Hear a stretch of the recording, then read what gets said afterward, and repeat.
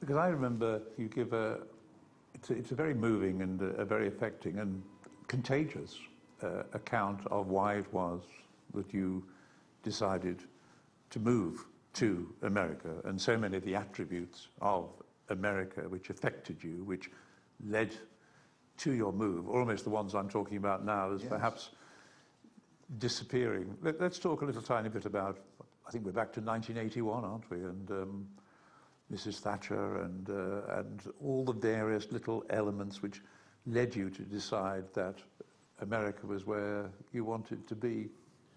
I didn't decide actually to emigrate to the United States till 1981. I remember buying a one-way ticket and leaving Heathrow that way and deciding that I'd become an immigrant and/or, well, simultaneously immigrant. But long before that, I'd felt the gravitational pull of the American planet and came in the late 60s, early 70s. And yes, it was quite nice to find oneself condemned to cliché.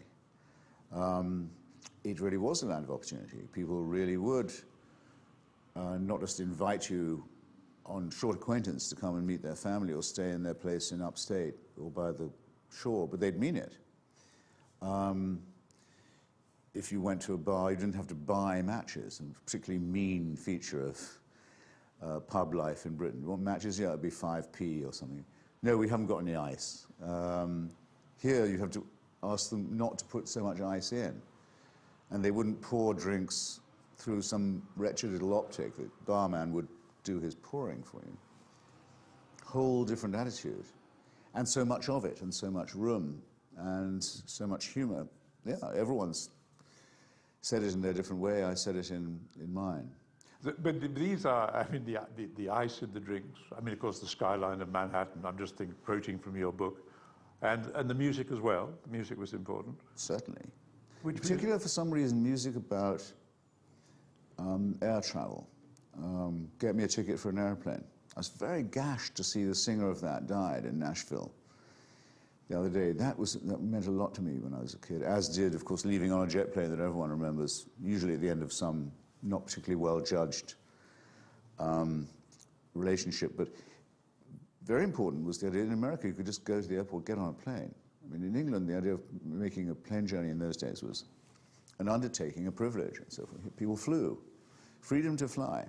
By the way, another great thing that's become cramped, boring, miserable, humiliating now because of the Homeland Security farce and bureaucracy. Flying isn't a pleasure anymore. You don't feel free to fly at all. But all those cultural elements, you also, I mean, they're lined up against almost an ideological background which saw America as an aggressor, as an example of almost the worst excesses of capitalism. Yes. I mean, there must have been an ideological shift which enabled you to come to America, apart from all those cultural particulars which you cite. Well, no, the ideological irony, as I would rather say, that didn't involve a shift. It was more, to phrase it like this, which I think I do in the book, which was that the first president I remember was President Kennedy, and I hadn't been as impressed with him as most people were, and couldn't forgive him for thinking that it was worth killing everyone in the world for a squabble over Cuba. Still don't. Once was briefly famous for saying that, like everyone else in my generation, I could remember exactly where I was standing and what I was thinking on the day that President Kennedy nearly killed me, which was the missiles of October '62. Still don't take part in the kitsch generational sense of tragedy about his departure. I think the Kennedy family generally overrated. But anyway, that gives way to to me, in memory still, extraordinarily brutish looking and sounding face and voice of Lyndon Johnson and his imposing, tyrannical manner, in particular as that involved him trying to bully the Vietnamese by means of chemical weapons. Bullying is understating it. Chemical weaponry and heavy machinery into bending to his will. All of this, and the long denial to a huge proportion of the American population of the right to be considered human, really, and a terrible convulsion in the political sphere involving other assassinations, other dramas, that all this could be happening when I got here. At the same time as a major unjust war overseas, major domestic revolution within the borders, what was going on? Huge discussion on whether women should have the same civil rights or should be considered part of the same civil rights movement. Early suggestions that people of different sexual orientations might have rights too. Amazing discussions everywhere you went about every sort of psychosexual, socioeconomic, ethnic form of, people would say then, liberation was the key word then. Emancipation would be fine by me. Extraordinary that the country could manage to do all this at the same time.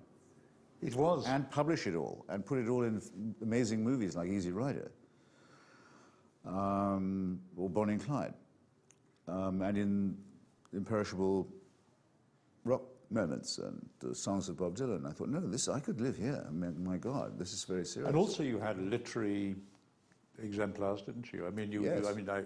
You record thinking about, well, Wilde, Auden, others who'd come here. And in the view which a lot of my sort of literary type friends would have taken when I was at Oxford in the late 60s, that America is sort of vulgar, crass, commercial, and so on, which no one would say it wasn't. But Oscar Wilde, most of all, wanted to come here and began to flourish perhaps even more in Europe once he had. Evelyn Waugh did some of his best work here. P.G. Wodehouse decided, having moved here, he'd never even visit England again. George Orwell, who was very suspicious of the American empire in the last few years of his life, replacing the British one, still most of all wanted to come to the United States and corresponded mainly with intellectuals around Partisan Review and magazines of that kind who would give him a home when he couldn't get one so easily in England. So all this was amazing. It was, again, I'd stress, welcoming, generous, open-minded, broad-minded, curious.